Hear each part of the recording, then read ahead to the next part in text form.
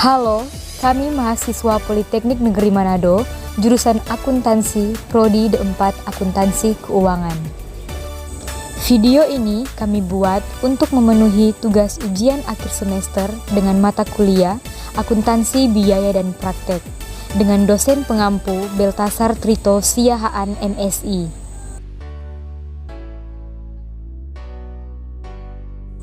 Kami dari kelompok 4 dengan nama anggota yang pertama Tesalonika Sholomita Alkasa dengan NIM 21043100,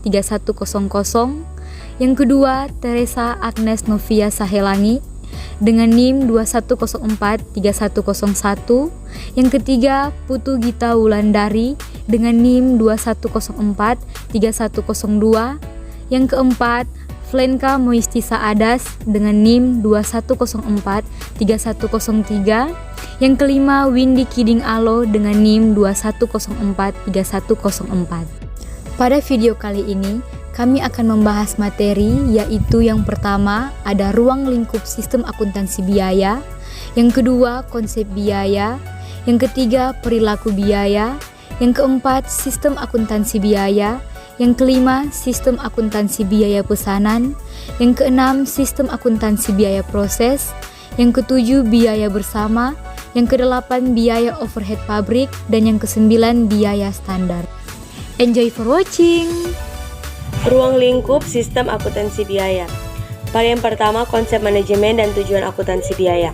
Manajemen puncak terdiri dari orang-orang yang bertugas mengambil keputusan, memberikan perintah, membentuk kebijaksanaan, dan mengarahkan agar semua orang mendukung kebijaksanaan perusahaan. Secara menyeluruh, fungsi manajemen meliputi fungsi perencanaan, pengorganisasian, dan pengendalian. Fungsi-fungsi tersebut terbentuk karena dalam suatu perusahaan akan terlibat orang-orang yang mendukung berjalannya sebuah perusahaan.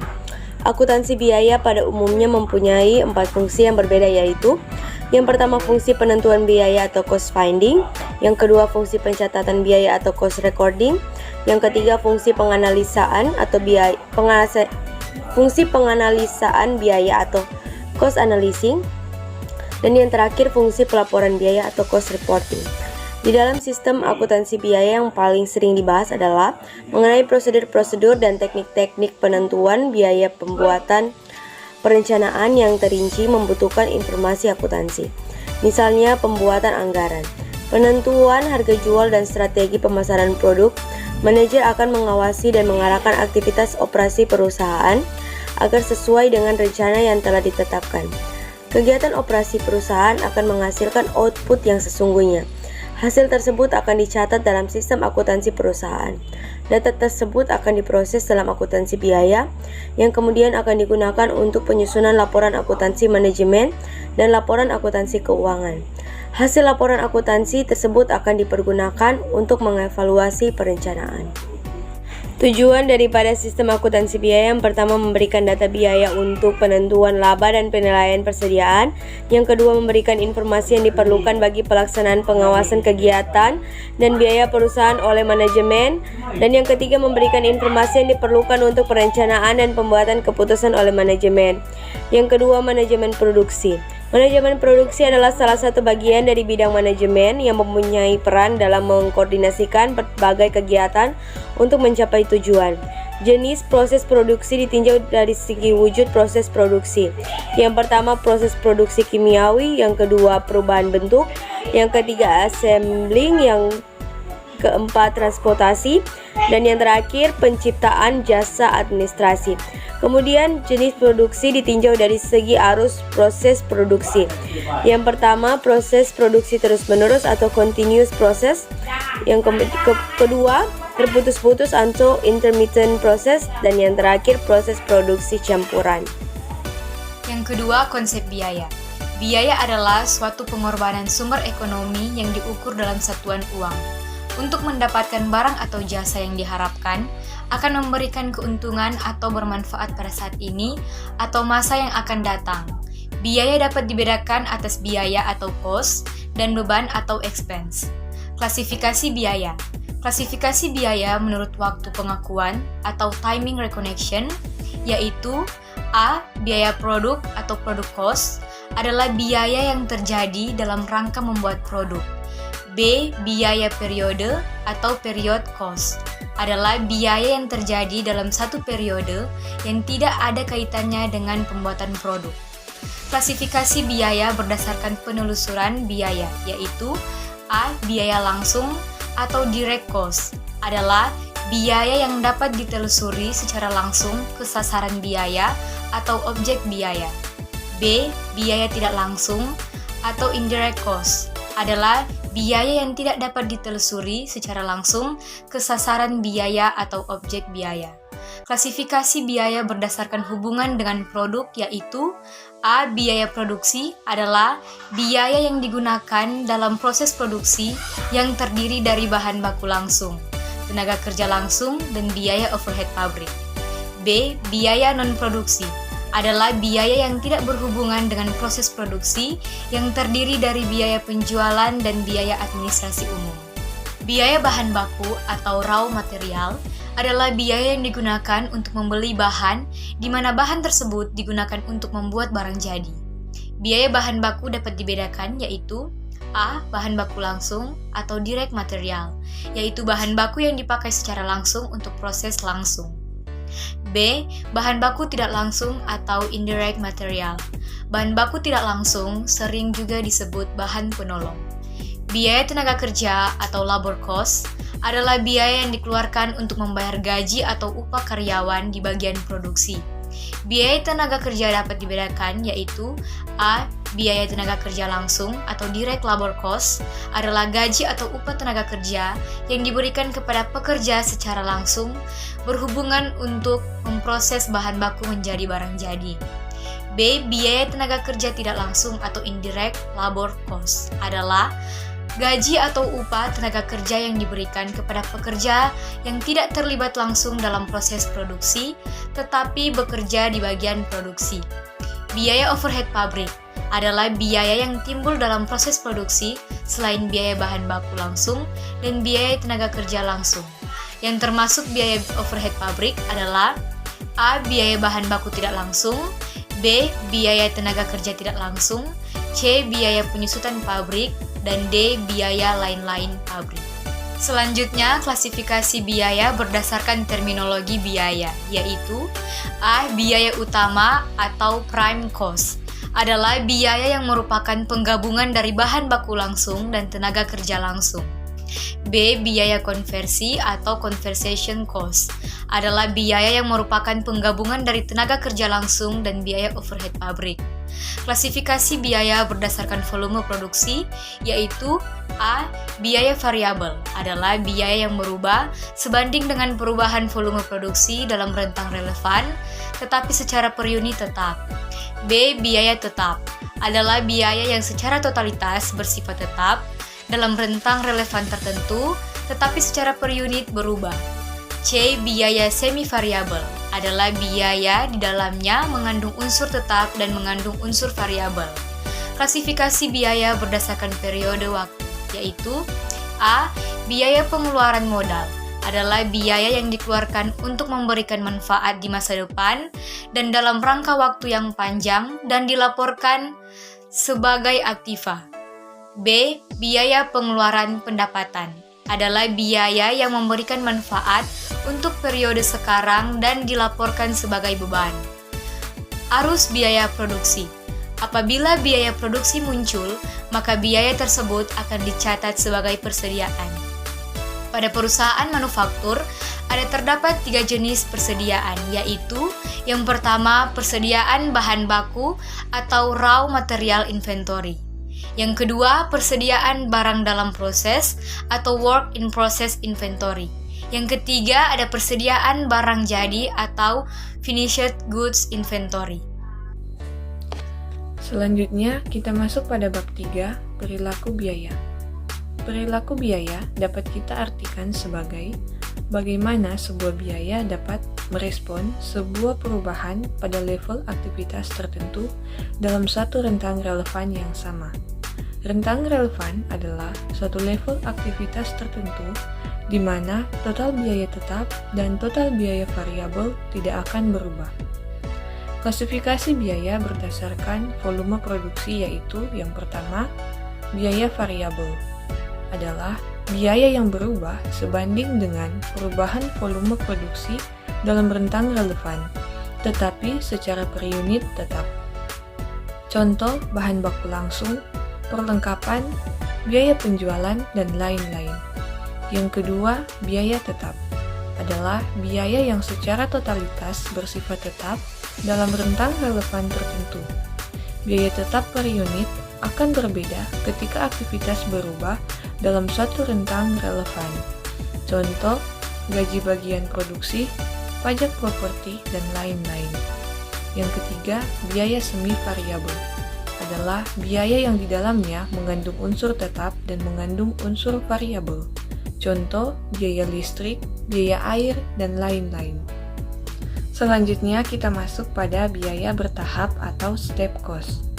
Dari segi total, biaya akan mengalami kenaikan ketika volume berubah secara khusus. Biaya bertahap ini dapat kita jumpai untuk biaya variabel, disebut juga step variable cost, dan biaya tetap, disebut juga step fixed cost. Perbedaan dari step fixed cost dengan step variable cost itu hanya pada kedalaman rentang relevan saja. Step variable cost biasanya punya rentang relevan yang lebih pendek, biasanya di bawah 1 tahun, dibandingkan dengan step fixed cost biasanya di atas 1 tahun. Metode pemisahan biaya semi variabel. Biaya semi variabel mempunyai unsur komponen biaya tetap dan biaya variabel. Oleh karena itu, biaya semi variabel harus dapat dipisahkan berapakah sebenarnya komponen biaya tetap dan berapakah komponen biaya variabel. Ada 3 metode pemisahan biaya semi variabel, yaitu yang pertama ada metode tinggi rendah atau high-low method, yang kedua ada metode scatter graph, dan yang ketiga ada metode least squares. 4. Sistem akuntansi biaya. Pada perusahaan industri diperlukan beberapa perkiraan atau rekening biaya dan yang tidak diperlukan pada perusahaan dagang.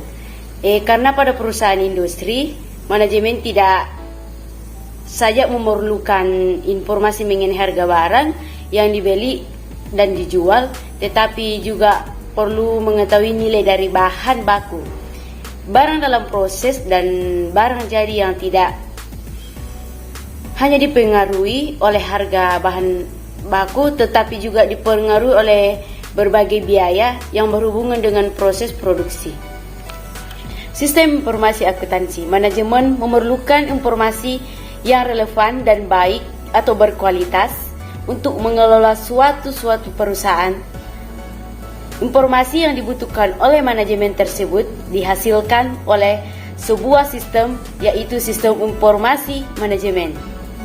Informasi akuntansi termasuk juga dalam informasi yang dibutuhkan oleh manajemen agar manajemen dapat menerima informasi akuntansi sesuai dengan kebutuhannya.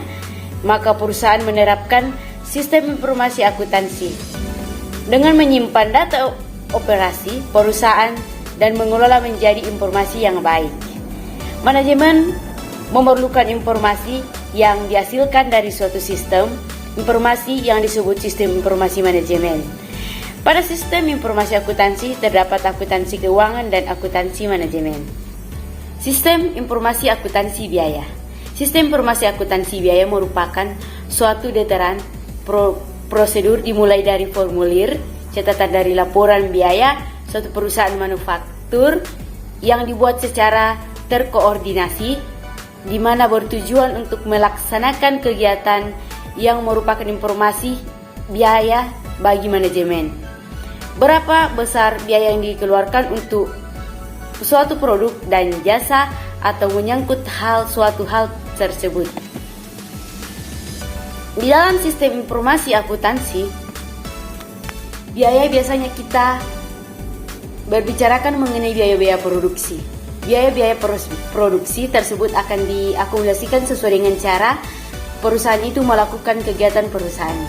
Sistem informasi akuntansi biaya ini dapat membantu manajemen dalam mendapatkan informasi yang paling akurat mengenai biaya produksi. Manajemen memerlukan informasi biaya yang sangat akurat karena A.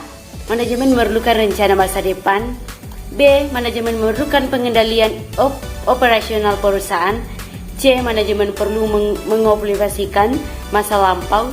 D. Manajemen memerlukan mengirimkan kualitas tertinggi ke pelanggan dengan harga yang paling terendah. Manajemen akan selalu mengerjakan informasi yang akurat, karena itu akan dapat menetapkan ketetapan level untuk bekerja untuk memaksimalkan keuntungan jangka panjang dari produk berbeda. Akuntan supaya menghasilkan biaya produk yang akurat, maka A. Membedakan biaya yang berhubungan dengan manufaktur dan biaya yang berhubungan dengan administrasi dan penjualan. B. Akurat dalam identifikasi dan mengukur semua biaya yang berhubungan dengan manufaktur. C. Membedakan ketepatan arah untuk menempatkan biaya pada manufaktur produk-produk. Metode biaya. Metode biaya yang digunakan untuk membedakan biaya itu biasanya adalah sesuai dengan kepentingan daripada bisnis tersebut. Tetapi prinsip dasar membedakan biaya tersebut akan sama untuk setiap metode. Pilihan metode biaya yang dipakai harus sesuai dengan tujuan bisnis. Ada dua pendekatan dasar metode biaya, yaitu A. Metode biaya pesanan atau job costing atau special order. B.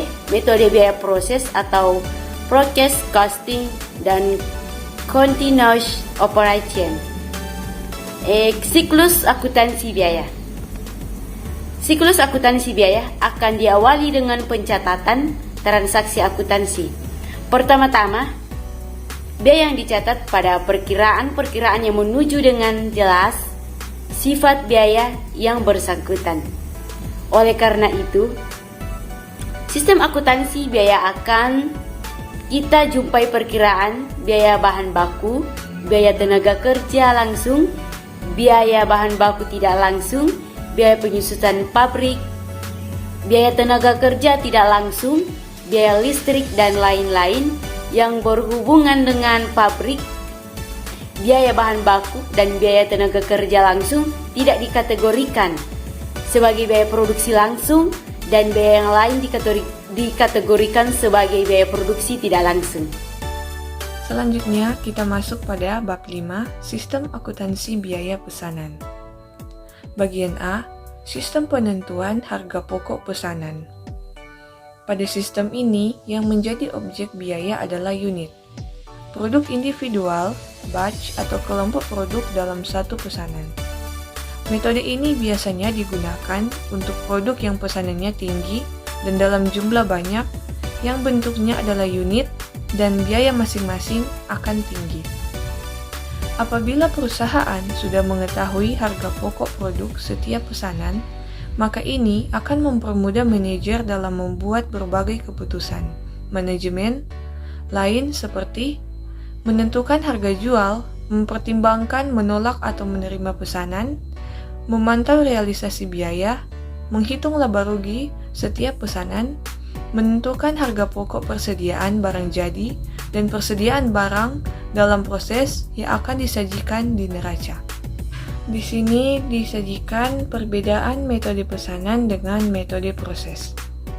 Metode pesanan, variasi perbedaan produk luas, sedangkan metode proses, produk homogen.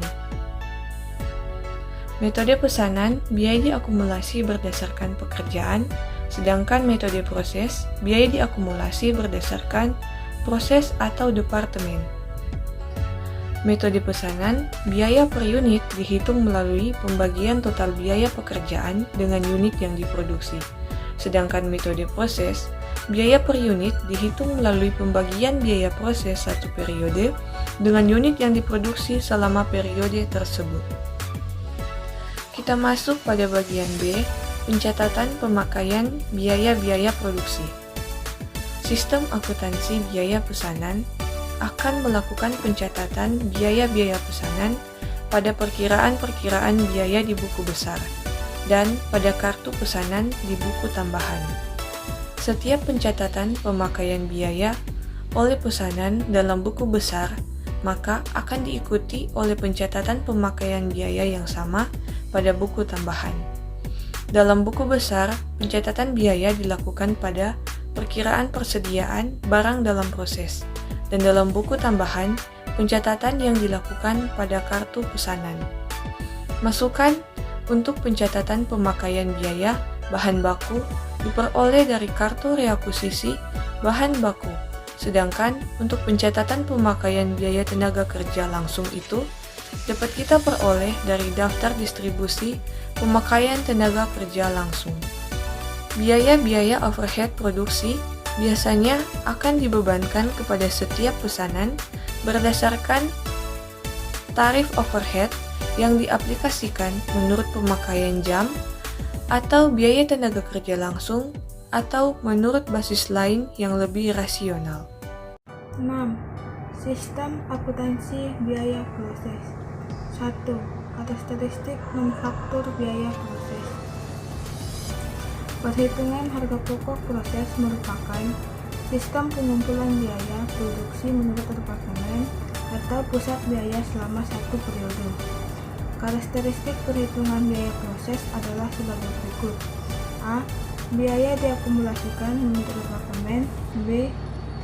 Setiap departemen memiliki rekening persediaan barang dalam proses. Rekening ini didebit dengan biaya pemrosesan yang terjadi di departemen yang bersangkutan dan dikreditkan dengan harga pokok barang jadi yang ditransfer ke departemen lain atau ditransfer ke gudang barang jadi. C. Unit ekuivalen digunakan untuk menyatakan kembali persediaan barang dalam proses pada akhir periode. D.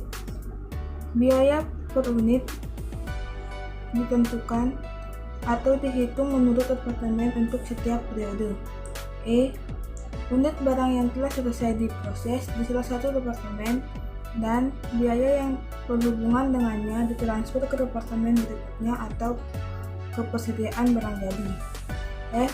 Biaya total dan biaya per unit untuk setiap departemen secara periodik dijumlah, dianalisa, dan dihitung dengan menggunakan laporan biaya produksi departemen. Kedua, ekuivalen unit. Ekuivalen unit adalah ketika akan memproduksikan suatu produk dengan menggunakan proses yang berkelanjutan. Perusahaan akan mengonsumsikan semua unit yang diproduksi akan sama. Yang ketiga, laporan harga pokok produksi. Laporan harga pokok produksi merupakan laporan aktivitas suatu departemen produksi selama satu periode. Laporan harga pokok produksi dibuat setiap akhir periode. Isi laporan harga pokok produksi untuk perhitungan biaya proses sebagai berikut. A. Laporan produksi secara fisik. B. Laporan tentang biaya yang dibebankan dan harus dipertanggungjawabkan oleh departemen tersebut. C. Pertanggungjawaban biaya yang dibebankan pada departemen tersebut. 5 tahapan untuk menghitung biaya sebuah produk di perhitungan biaya proses, yaitu A. Ukur arus fisik. B. Hitung ekuivalen unit produk. C. Identifikasi biaya produk sesuai dengan ekuivalen unit. D. Hitung biaya per ekuivalen unit. E. Pertanggungjawabkan biaya produk yang dipakai. Yang keempat, produk diolah lebih dari satu departemen. Apabila produk diolah melalui beberapa departemen produksi, maka barang yang telah selesai diproses di departemen awal akan terus ditransfer ke departemen berikutnya sampai ke departemen terakhir dan akhirnya ditransfer ke gudang barang jadi. Dengan demikian, harga pokok produksi jadi di departemen 1 akan ditransfer menjadi seolah-olah bagi departemen 2. Yang kelima, penambahan bahan di departemen lanjutan. Penambahan pemakaian bahan akan berakibat sebagai berikut. A. Tidak menambah unit yang dihasilkan. B. Unit yang dihasilkan bertambah. Yang keenam, penambahan bahan baku di akhir proses. Bahan baku dapat ditambah pada awal proses maupun pada akhir proses. Di Departemen 1, bahan baku umumnya masuk proses pada awal proses saja, sedangkan pada Departemen lanjutan, penambahan bahan baku dapat dilakukan pada awal saja ataupun pada akhir proses saja, ataupun pada awal dan akhir proses. Yang ketujuh, produk hilang awal proses. Produk yang hilang dalam proses dapat bersifat normal maupun abnormal. Produk hilang karena sifat bahan yang gampang menguap. Ini dapat dikategorikan bersifat normal. Produk hilang diakibatkan kelainan atau kejadian tak terduga. Ini dapat dikategorikan bersifat abnormal. Produk yang hilang pada awal proses dianggap belum menyerap biaya produksi. Yang kedelapan, produk hilang akhir proses. Produk yang hilang akhir proses dianggap telah menikmati biaya produksi. Oleh karena itu, produk hilang akhir proses ikut diperhitungkan dalam ekuivalen unit. Adanya produk yang hilang proses mengakibatkan harga pokok per unit meningkat. Yang kesembilan, pengaruh persediaan barang dalam proses apabila ada persediaan awal. Perusahaan yang memproduksikan barangnya secara terus-menerus jarang sekali tidak mempunyai persediaan awal. Persediaan awal pada periode sekarang itu diperoleh dari persediaan akhir dari periode sebelumnya. Adanya persediaan awal akan menimbulkan persediaan di periode tersebut. Yang ke-10, metode rata-rata tertimbang. Metode ini memakai bahwa persediaan awal barang dalam proses akan diproses menjadi barang jadi bersamaan dengan bahan yang masuk proses periode tersebut. Tidak ada perbedaan antara produk selesai yang berasal dari persediaan awal barang dalam proses dengan produk selesai yang berasal dari produk baru. Hanya ada satu macam harga pokok untuk seluruh produksi selesai, yaitu harga pokok rata-rata tertimbang. Maka, perhitungan harga pokok produksi dilakukan dengan menambahkan biaya yang melekat pada persediaan awal barang dalam proses dengan biaya yang terjadi selama periode ini. Kemudian dibagi dengan ekuivalen unit. Yang ke-11, metode rata-rata FIFO. Metode FIFO menganggap bahwa persediaan awal akan terlebih dahulu diproses sampai menjadi barang jadi. Baru kemudian memproses produk baru masuk proses. Unit persediaan awal akan terpisah dilaporkan dibandingkan dengan unit produk yang baru masuk proses. Biaya yang berhubungan dengan persediaan awal dibedakan dengan biaya produk jadi yang berasal dari unit masuk proses pada periode yang bersangkutan. Adanya pemisahan tersebut sehingga perhitungan ekuivalen unit juga harus dipisahkan. 7. Biaya bersama. Banyak perusahaan yang dalam memproses produksinya yang akan menghasilkan tidak hanya satu macam produk, akan tetapi menghasilkan bermacam-macam produk yang bermacam-macam tersebut. Dihasilkan dengan proses yang bersamaan. Beberapa jenis produk yang dihasilkan akan dapat memiliki nilai yang relatif lebih besar atau malah sebagian relatif lebih kecil. Biaya produk bersama. Jika beberapa jenis produk gabungan atau produk sampingan yang berbeda dihasilkan dari faktur biaya yang sama, maka akan menimbulkan biaya gabungan. Biaya gabungan terjadi sebelum titik pemisahan. Joint cost berbeda dengan common cost. Common cost berkaitan dengan pemakaian fasilitas secara bersamaan oleh dua pemakaian atau lebih. Joint cost tidak dapat dipisah-pisahkan dan harus dibebankan produk. Contoh common cost adalah biaya yang terjadi di departemen jasa yang kemudian dialokasikan ke departemen produksi. Perbedaan joint cost dan common cost. Joint cost terbagi menjadi 3, yaitu 1. Merupakan produk-produk utama yang dihasilkan dengan sengaja sesuai dengan tujuan produksi melalui suatu proses atau serangkaian proses dan dilakukan secara simultan. 2. Nilai penjualan adalah relatif besar pula dibandingkan dengan produk-produk sampingan yang dihasilkan dan relatif sana di antara produk utama. 3. Biasanya dihasilkan dalam jumlah unit atau kualitas yang besar. Common cost dibagi menjadi 3, yaitu 1. Dihasilkan bersama dengan produk-produk utama dalam suatu proses atau serangkaian proses tanpa dimaksudkan untuk membuat produk-produk ini. 2. Nilai penjualan adalah relatif kecil atau tidak berarti bila dibandingkan dengan produk-produk utama. 3. Dihasilkan dalam jumlah unit yang lebih sedikit. Produk yang dihasilkan secara simultan dalam suatu proses produksi akan menghasilkan produk bersama atau joint product dan produk sampingan atau byproduct di mana itu akan terjadi apabila produk-produk tersebut mencapai titik pisah. Biaya-biaya yang terjadi selama proses produksi sampai batas titik pisah itulah yang dikatakan sebagai biaya bersama atau joint cost. Alokasi biaya bersama. Biaya bersama harus dialokasikan ke masing-masing jenis produk supaya dapat menentukan nilai persediaan akhir barang dalam proses. Persediaan barang jadi, harga pokok produksi dan produk laba kotor per segmen produk. Metode alokasi biaya bersama adalah sebagai berikut. Ada 4, yaitu A. Nilai jual relatif, B. Satuan fisik, C. Rata-rata biaya, dan D. Rata-rata tertimbang. Nilai jual relatif.